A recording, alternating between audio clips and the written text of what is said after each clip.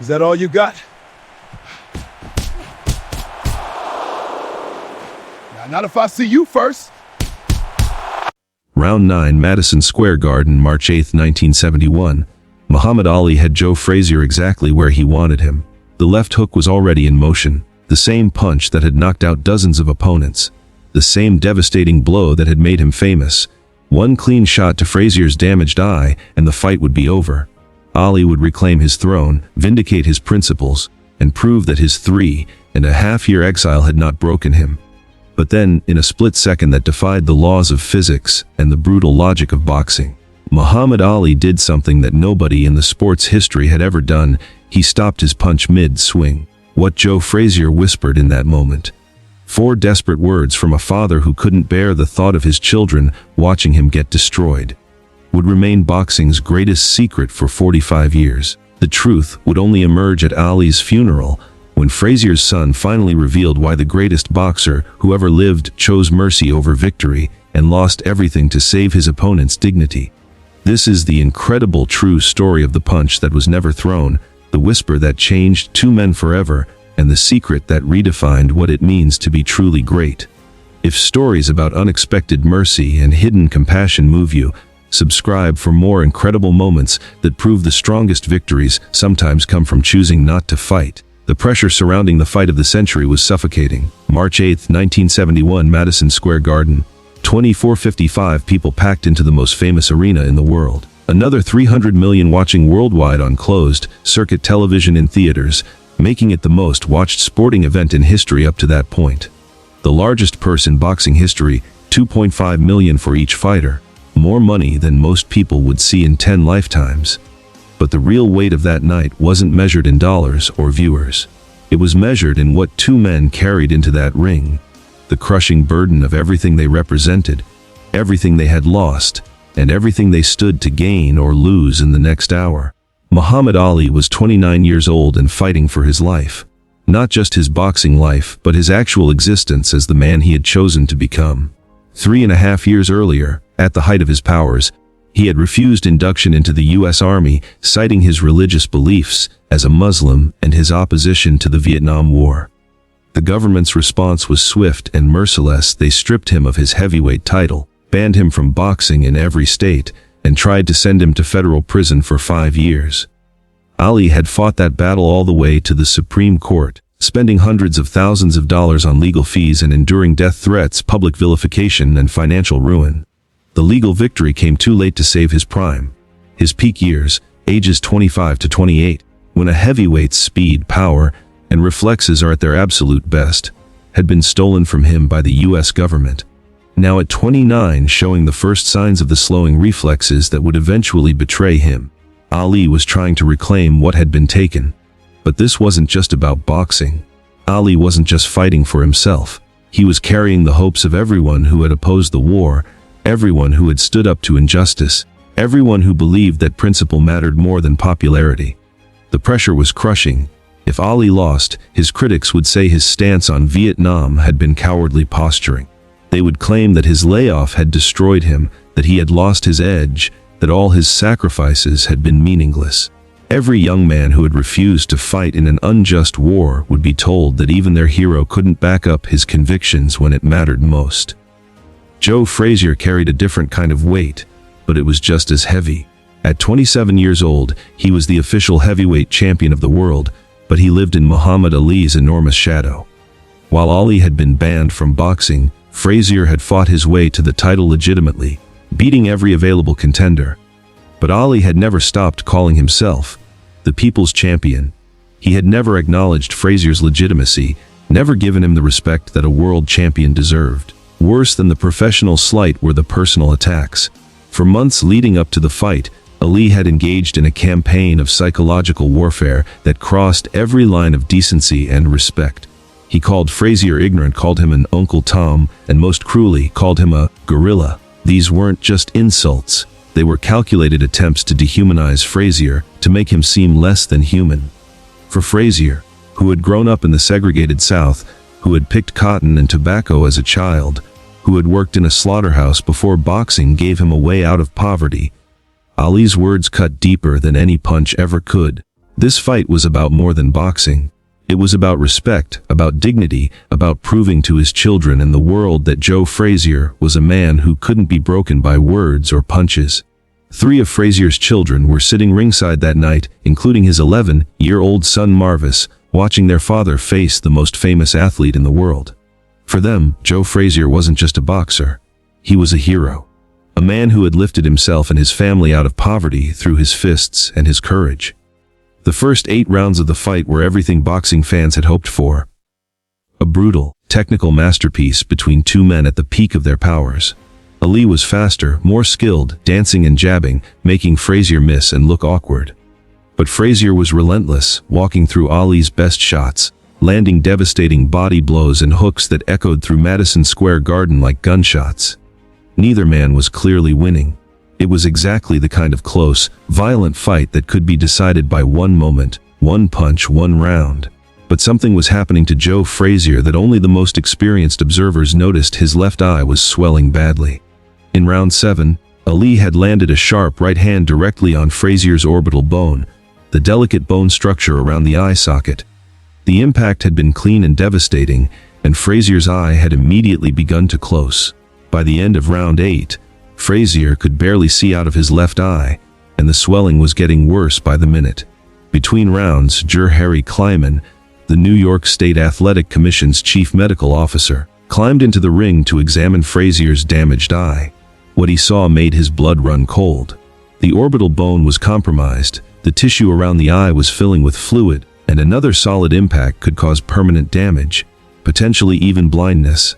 Dr. Kleiman had a quiet but urgent conversation with Eddie Futch, Frazier's legendary cornerman and one of the most respected trainers in boxing history. "One more clean shot to that eye," Dr. Kleiman said, his voice low so the crowd couldn't hear over the arena's noise, "and I'm stopping this fight immediately. The orbital bone is fractured.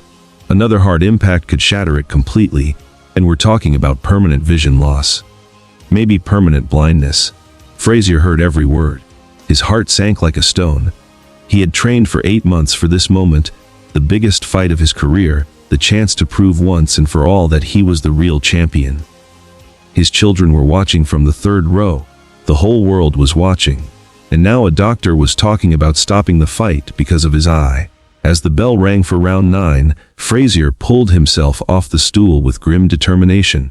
His legs were heavy with fatigue, his ribs ached from Ali's body shots, and his eye was nearly swollen shut. But he wasn't going to quit. If this fight was going to end, Muhammad Ali was going to have to stop him, and Frazier was going to make that as difficult as possible. Muhammad Ali came out for round 9 with renewed energy and laser focus. He could see Frazier's damaged eye clearly now, could see how the swelling was affecting Frazier's vision and balance. Angelo Dundee, Ali's brilliant cornerman, had seen it too. As Ali stood to leave his corner, Dundee grabbed his arm and delivered crystal, clear instructions. "Left hook to that eye," Dundee said urgently, his voice cutting through the noise. "He can't see it coming from that side. One clean shot and this fight is over. Finish him, champ. Don't let this go to the scorecards." Ali nodded. He knew exactly what he had to do. In boxing, when your opponent has a compromised eye, you attack it mercilessly. It's not personal, it's not cruelty, it's strategy. It's how fights are won and championships are claimed. And Ali needed to win this fight more than he had ever needed anything in his life. The weight of his exile, the financial ruin he had endured, the mockery from critics who said he was finished, all of it could be erased with one perfectly placed left hook. Round 9 began, and Ali immediately started setting up his attack with the methodical precision of a master craftsman. He circled to his right, moving away from Frazier's good eye, forcing Frazier to turn and search for him in his blind spot. Frazier, game and determined as always, kept coming forward, but Ali could see he was struggling. The damaged eye was betraying him, leaving him vulnerable to attacks he couldn't see coming. 1 minute into the round, Frazier made the mistake Ali had been waiting for. He threw a wild left hook that missed badly, and the momentum spun him slightly off balance. For just a moment, Frazier's damaged left eye was completely exposed, undefended, a perfect target for the finishing blow. Ali was in perfect position. His feet were planted, his weight properly distributed, his left hand cocked and loaded like a weapon. It was the same left hook that had knocked out Sonny Liston, The same devastating punch that had made him famous, the same blow that had ended dozens of fights throughout his career. Time seemed to slow down as Ali's body moved through the familiar mechanics of the punch. His shoulder turned, his hip rotated. His left hand began its deadly arc toward Frazier's vulnerable eye. In that split second, Ali could see the knockout happening, Frazier collapsing, the referee counting him out, the crowd erupting, his vindication complete. But then in the chaos of 20,000 screaming fans, in the middle of the biggest fight of both their lives, Joe Frazier looked up at Muhammad Ali through his one good eye and said something so quiet that only Ali could hear it. "My kids, man." Frazier's voice cracked with desperation, barely audible above the roar of Madison Square Garden. "They're right there watching. Don't let them see me get stopped, please."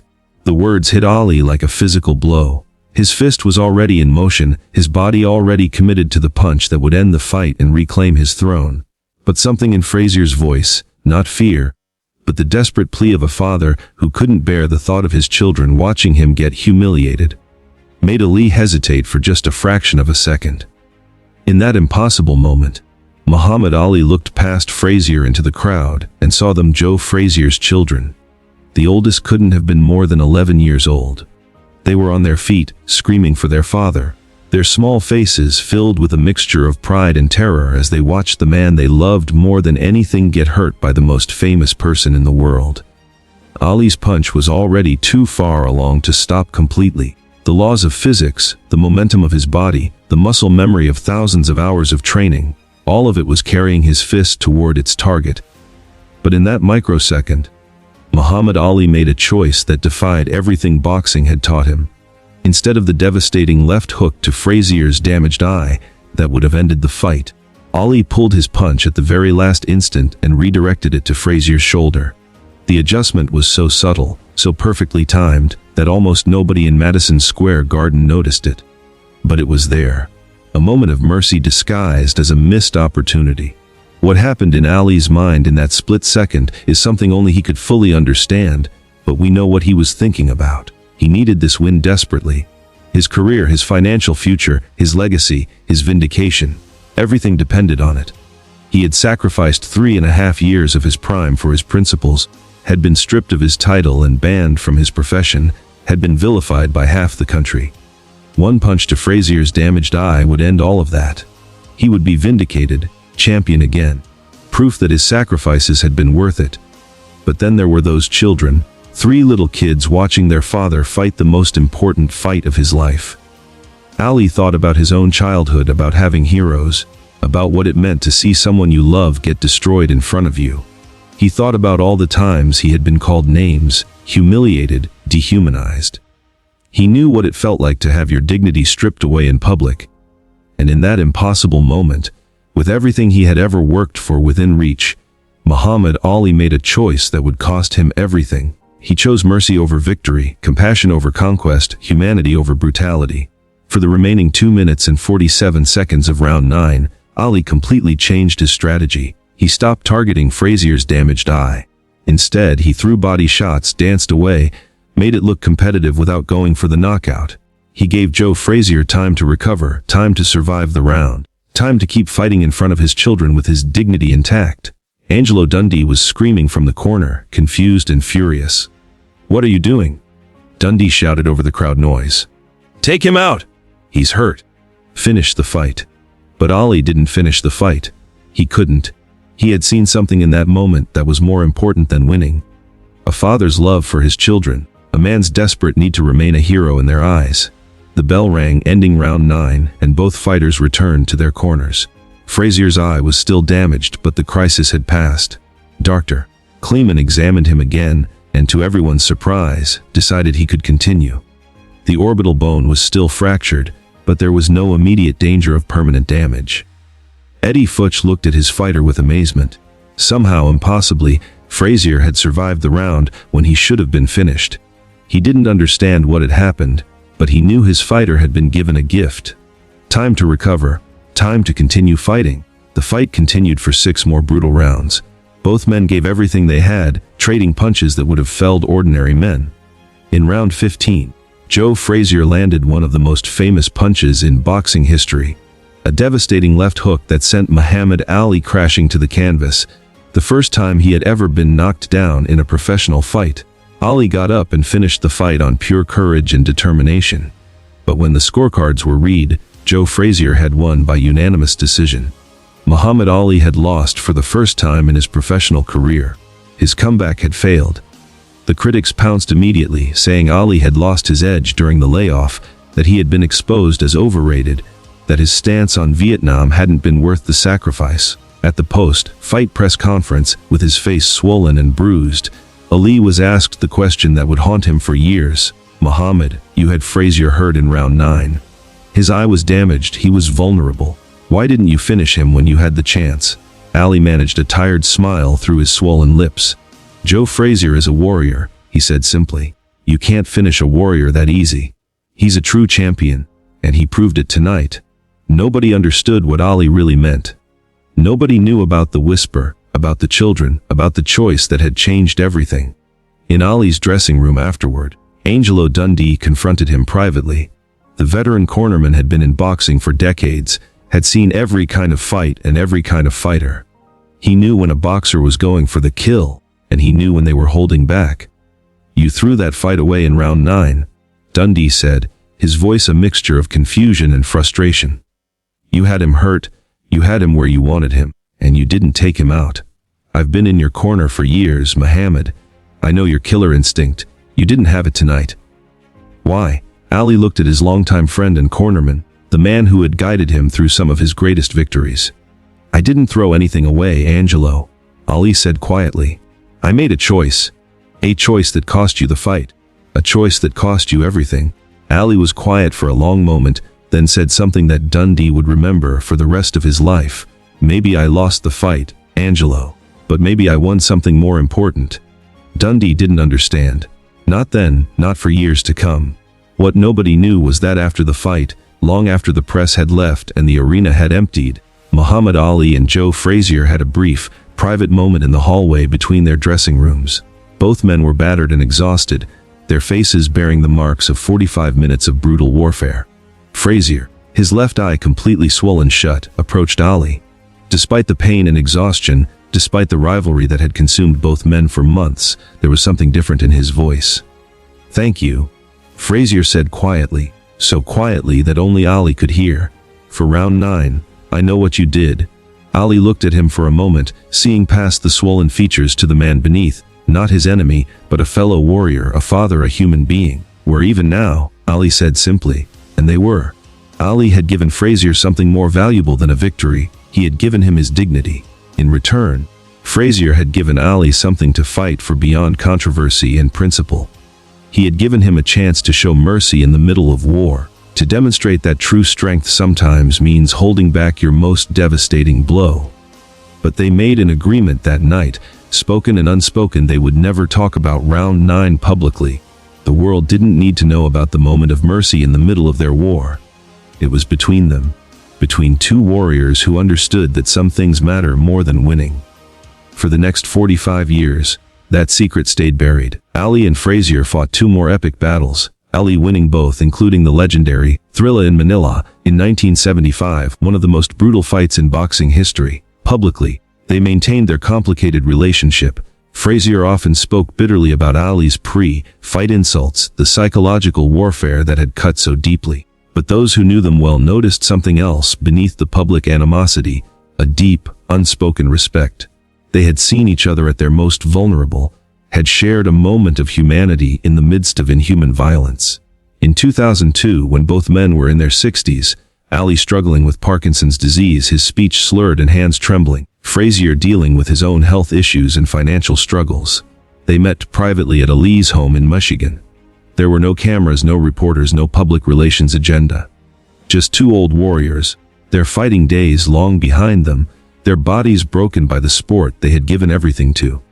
They talked about their fights, about their families, about their regrets and their pride. And they talked about round 9. "I never thanked you properly," Frazier said, his own voice now showing the effects of decades of punishment. "What you did that night, pulling that punch, it wasn't just about the fight. You let me go home to my kids as their hero instead of as a man who got knocked out on television."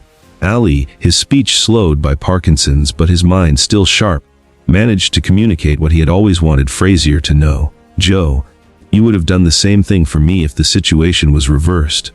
Frazier smiled. Maybe the first genuine smile he had shared with Ali in decades. "Maybe I would have. But you did it first. You had everything to gain and everything to lose, and you chose to lose rather than hurt me in front of my children. That takes a different kind of courage than anything we ever showed in the ring." In November 2011, Joe Frazier died of liver cancer at age 67. Muhammad Ali, too ill with Parkinson's disease to travel, released a brief statement. "The world has lost a great champion.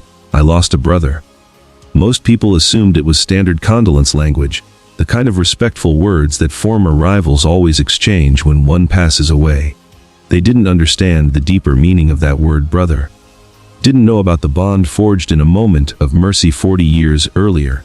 But the full truth of Round 9 would remain hidden until June 10, 2016, when Muhammad Ali himself passed away at age 74.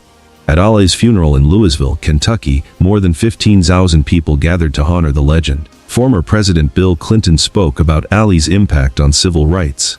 Comedian Billy Crystal talked about Ali's humor and humanity.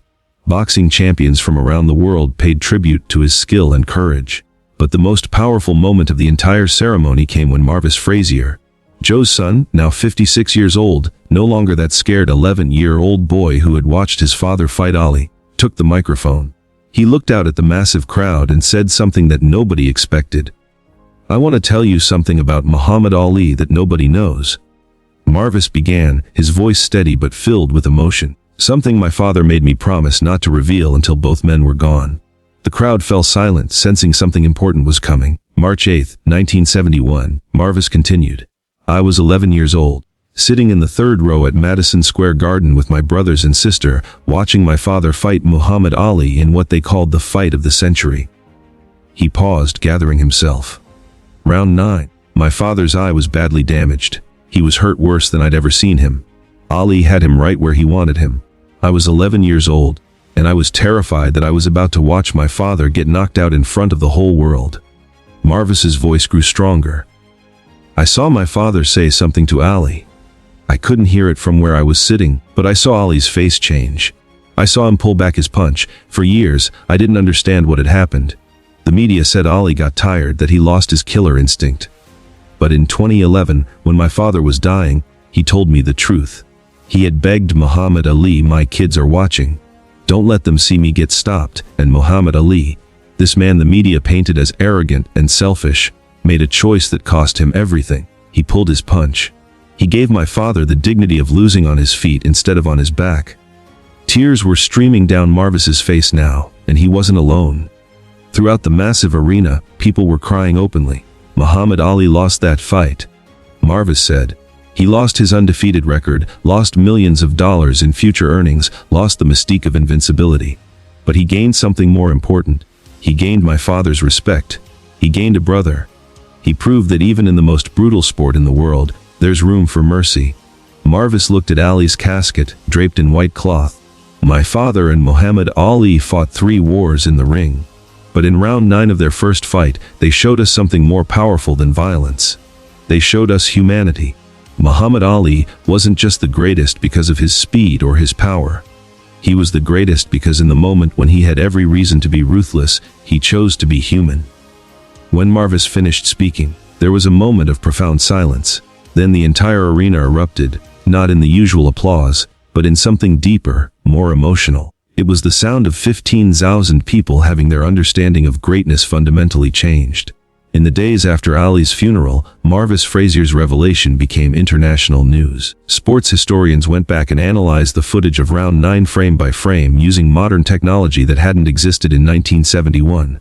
And there it was, clear evidence of what Marvis had described. At 2017 of round 9, Ali's left hook, already in motion toward Frazier's damaged eye, changed trajectory at the last possible microsecond. Biomechanics experts confirmed that such a change in direction was physically impossible without conscious intervention. Muhammad Ali had deliberately pulled the most important punch of his career.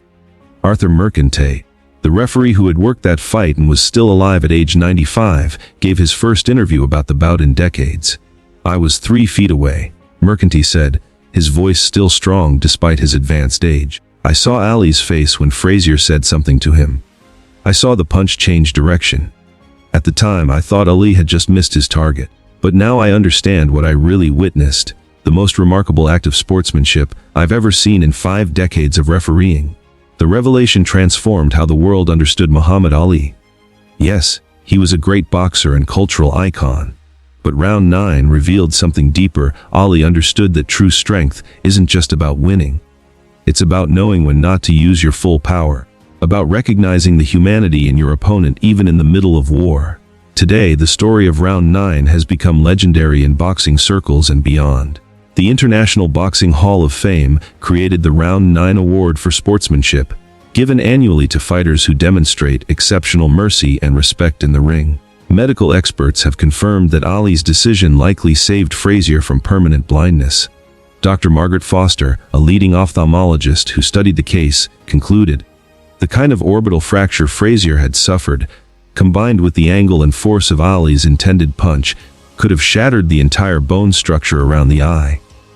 We're talking about potential blindness, not just in one eye but possibly both due to sympathetic damage. Muhammad Ali's split-second decision may have saved Joe Frazier's sight. But beyond the medical implications and historical analysis, round 9 teaches us something universal about what it means to be truly great. Muhammad Ali had every reason to destroy Joe Frazier that night. Frazier had questioned his courage, mocked his principles, taken the title that should have been his. Ali needed that victory desperately, for his career, his finances, his vindication, his place in history. But in the moment of truth, Ali chose compassion over conquest. He chose to see Joe Frazier not as an enemy to be destroyed, but as a father trying to remain a hero to his children. In making that choice, Ali lost the fight, but won something far more valuable. He proved that greatness isn't just about what you can do. It's about what you choose not to do when you have all the power in the world. The punch Muhammad Ali didn't throw in round 9 became the most important punch in boxing history. Not because of its devastating power, but because of its absence. A moment when mercy triumphed over violence, when humanity prevailed over brutality, when a champion chose to be human rather than simply victorious. Joe Frazier and Muhammad Ali fought 3 times in their careers, inflicting tremendous damage on each other and creating some of the most memorable moments in sports history. But their greatest moment together wasn't a punch thrown. It was a punch pulled, a whisper heard, a secret kept for 45 years. Because sometimes the strongest thing you can do is hold back your greatest strength. Sometimes the most powerful punch is the one you choose not to throw. And sometimes being truly great means knowing that some victories aren't worth the cost. That's the lesson of round 9. That's the secret Muhammad Ali and Joe Frazier kept for 45 years. That's why Ali was the greatest. Not just as a boxer, but as a human being who understood that true strength comes from knowing when to be merciful, even when mercy costs you everything. The whisper that changed everything wasn't just 4 words from a desperate father. It was a reminder that beneath the violence and rivalry, beneath the titles and the money and the fame, we are all human beings trying to protect what matters most to us.